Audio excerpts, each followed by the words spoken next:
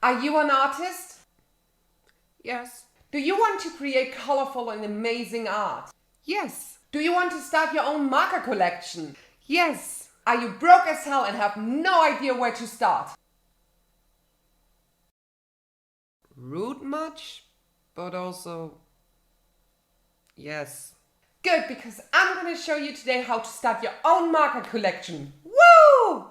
Ooh.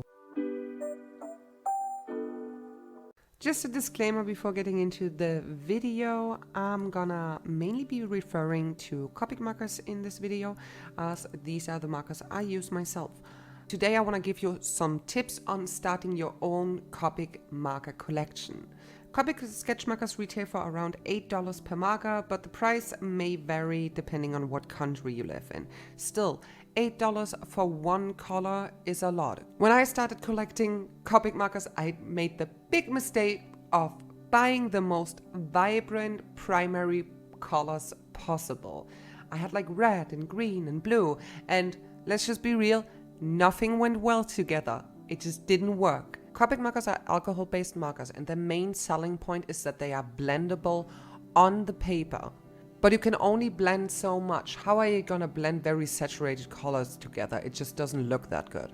What is really nice with Copic markers is that they have like a really nice shade range. So these purples look amazing together. But if you just want to buy 10 different purples, you're already at around $80 just for purple. Here are some colors that I'm gonna use for the picture I'm gonna draw today. I limited myself to 10 Copic colors, and I want to show you that 10 Copic sketch markers are more than enough to create a beautiful artwork. Also, I will be using these Faber-Castell Polychromos. They are color pencils I love to use in addition to Copic markers. They work extremely well together. Obviously, you don't need to buy Faber-Castell ones. Any other brand of color pencils will work totally fine as well. Here's the artwork we're gonna work on today. It is Link from the Legend of Zelda Breath of the Wild. I got really excited after they announced the Breath of the Wild sequel at the E3 this year, so I thought, okay, let's jump into drawing Link. But yeah, other than that, I'm not gonna talk that much about the artwork, but jump right into the topic of getting a Copic marker collection. The first tip I'm going to talk about, and I touched on that in the beginning as well, is that you shouldn't be buying the most vibrant colors ever. They look beautiful, but mostly they will not go very well together. Yes, Copic markers and alcohol-based markers are blendable, but there's only so much they can do. My tip is get pastel colors first. If you don't have a big budget, I would recommend to buy colors that you know you're gonna use a lot. For example, if you draw a lot of underwater pictures, yeah, you should probably buy blue. Or if you like drawing a lot of forests and landscapes, you should maybe buy a lot of green. Don't get carried away by all these beautiful colors. Pick the colors you know you're gonna use, but stay in the pastel range of that color. So if you do like green, try to take a very light pastel green. I don't see a lot of other people ever giving that advice, and I can't remember if I've ever seen another YouTuber give this advice, but I think it's a great idea to start out with colors that are very light. Copic markers are very versatile, so what you can do with them is you put a base color down the same way as I did, and you start blending the other colors that you have into them. You need obviously to be more or less quick, because as soon as the colors dry down, it's going to be a little bit harder to blend. You can still do it, but it might create some hard edges. After blending the colors and letting the colors dry for a second, you can go over the dried down color again with a new layer of fresh, wet Copic marker. Normally what it does is make the color a little bit more dark. You want to do that especially if you buy lighter colors, because you want to make sure that you get as much colors onto the picture as possible. Obviously, when only buying light colors, how are you gonna create dark tones? My recommendation is to buy color pencils. I know you want a Copic Marker collection, but as I said, Copic Markers retail for around $8 for one marker, and even if you buy a different brand that is a little bit more on the cheaper side, alcohol-based markers tend to be a little bit more expensive. Color pencils, on the other hand, are not very expensive depending on what brand you buy. If you buy something like Crayola, you are not going to spend a lot of money on them, and Crayolas work extremely well on top of Copic markers. So what you're going to do in the end is you're going to use your Copic marker to put down the base colors and create a base for your whole artwork. And then you're going to use your color pencils to draw on top of that and create more color and vibrancy. Is vibrancy even a word? Vibrancy. Vibrance. More vibrance. You know what I mean.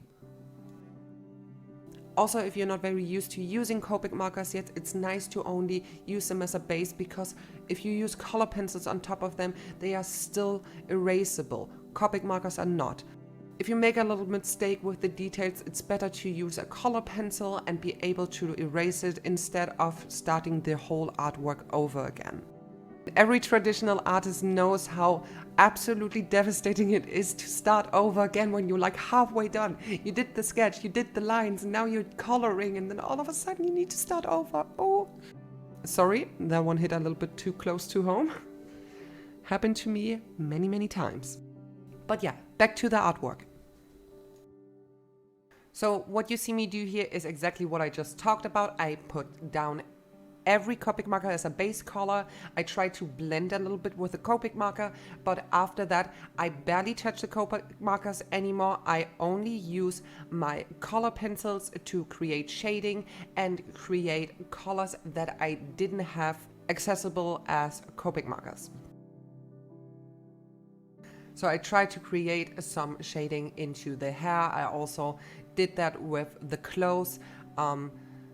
I only used very light blues. As I said, I tried to be in the pastel range, and I used a darker blue color pencil to create this dark hoodie. It's not called a hoodie. I just can't remember the name right now. Sometimes you see me actually going over the artwork one more time with Copic marker, even though I already put the color pencil onto the paper. What that is gonna do is it's gonna create a little bit more saturated shading, and it also takes a little bit away the texture of the color pencil. If you do that, you can clean your Copic marker afterwards again, because some of the color pencil color is gonna stick onto your Copic marker brush. What you do, you just put your Copic marker onto a different piece of paper, wipe it a couple of times until it's clean again. It's not doing anything to the Copic marker, and it's gonna work fine again afterwards. You can also see me starting to do the background with the color pencils. I again already laid down the colors to make sure where I wanted the trees and the leaves to be, and then afterwards I just went over it again to make it a little bit more vibrant. Just to sum it up one more time, if you want to start your own Copic marker collection, try to start out with very light colors. Make sure that you are deciding on colors that you are gonna use a lot. I know it's very tempting to buy all the Copic markers because they have so many pretty colors, but stay with the colors you know you're gonna use. I can especially recommend buying skin tone colors if you are drawing humans, or then again, if you draw a lot of landscape, get some blues and greens. Start out with very light colors or pastel colors and just get your color pencils and let them help you create nice shading and saturation on your picture.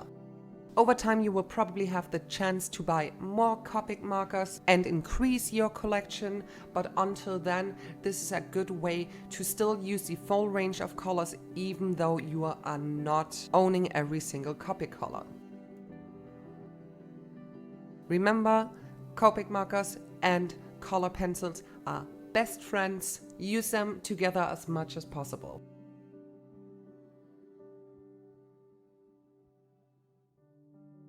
After putting in the last details and highlights, I'm literally done with the artwork. I really like how it turned out. Hope you guys like it too. I'm so happy to see that even if you don't have the budget to buy a lot of markers, that you can be able to create very beautiful art and very beautiful colors, even with a limited marker range. Also, before I forget about it, here's a side-by-side of the Copic marker version and the finished artwork, so you can fully see how much color pencils can actually help you in the process of creating good art. Here are also a few close-ups so you can see the details on the artwork.